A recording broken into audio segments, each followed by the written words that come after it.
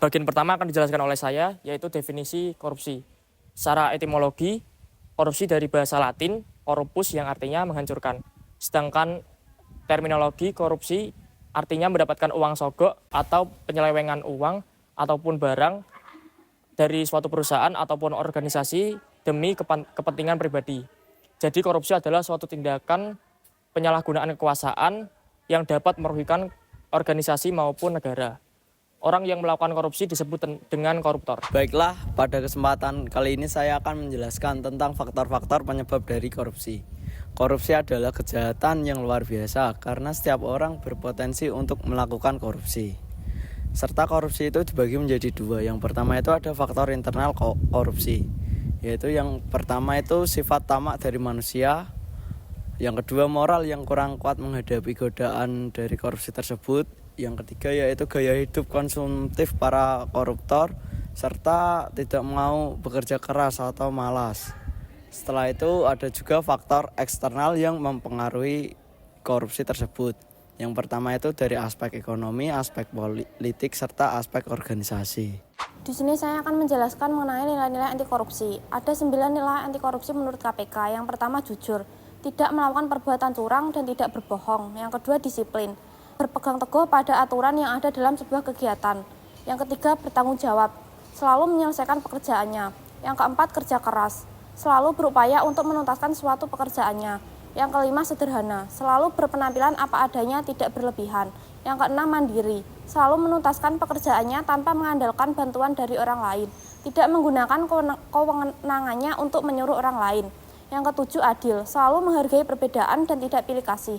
Yang kedelapan berani jujur, berani melaporkan adanya kecurangan, dan berani mengakui kesalahan. Yang kesembilan peduli, menjaga diri dari lingkungan agar tetap konsisten dengan aturan yang berlaku. Prinsip anti korupsi. Prinsip anti korupsi yang pertama adalah akuntabilitas. Akuntabilitas mengacu pada kesesuaian antara aturan dan pelaksanaan kerja. Semua lembaga mempertanggungjawabkan kinerjanya sesuai aturan main, baik dalam bentuk konvensi de facto maupun konstitusi de jure, baik pada level budaya, individu dengan individu, maupun pada level lembaga. Prinsip yang kedua adalah transparansi. Transparansi merupakan prinsip yang mengharuskan semua proses kebijakan dilakukan secara terbuka, sehingga segala bentuk penyimpangan dapat diketahui oleh publik. Selanjutnya ada kewajaran atau fairness. Prinsip fairness ditujukan untuk mencegah terjadinya manipulasi dalam penganggaran, baik dalam bentuk markup maupun ketidakwajaran lainnya. Lalu ada prinsip kebijakan. Kebijakan anti korupsi mengatur tata interaksi agar tidak terjadi penyimpangan yang dapat merugikan negara dan masyarakat. Kebijakan anti korupsi tidak selalu identik dengan undang-undang anti korupsi, namun bisa berupa dengan undang-undang kebebasan, mengakses informasi, undang-undang desentralisasi, undang-undang anti monopoli maupun lainnya yang memudahkan masyarakat mengetahui penggunaan anggaran negara oleh para pejabat negara. Dan terakhir adalah prinsip kontrol kebijakan. Kontrol kebijakan merupakan upaya agar kebijakan yang dibuat betul-betul efektif dan mengeliminasi semua bentuk korupsi. Ada 3 model kontrol kebijakan: partisipasi, melakukan kontrol terhadap kebijakan dengan ikut serta dalam penyusunan dan pelaksanaannya.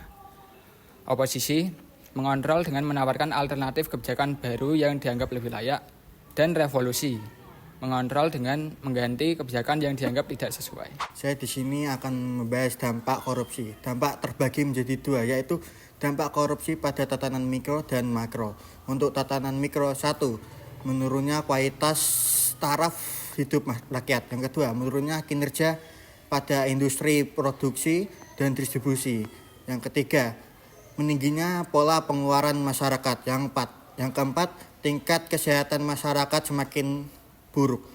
Dan untuk tatanan makro, yang pertama, merosotnya pertumbuhan ekonomi nasional. Yang kedua, semakin tinggi tingkat inflasi.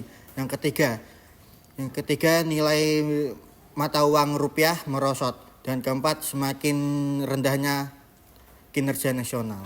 Saya di sini akan menjelaskan tentang bagaimana cara untuk mencegah adanya tindakan korupsi.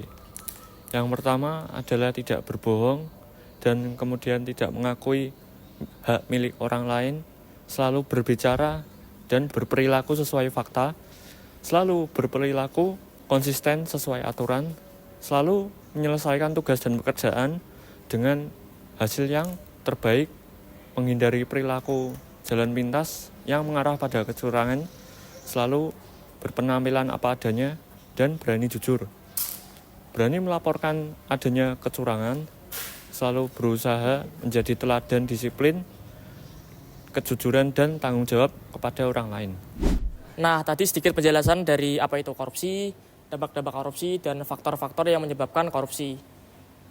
Sedikit saja penjelasan dari kelompok kami. Kurang lebihnya saya mohon minta maaf. Terima kasih.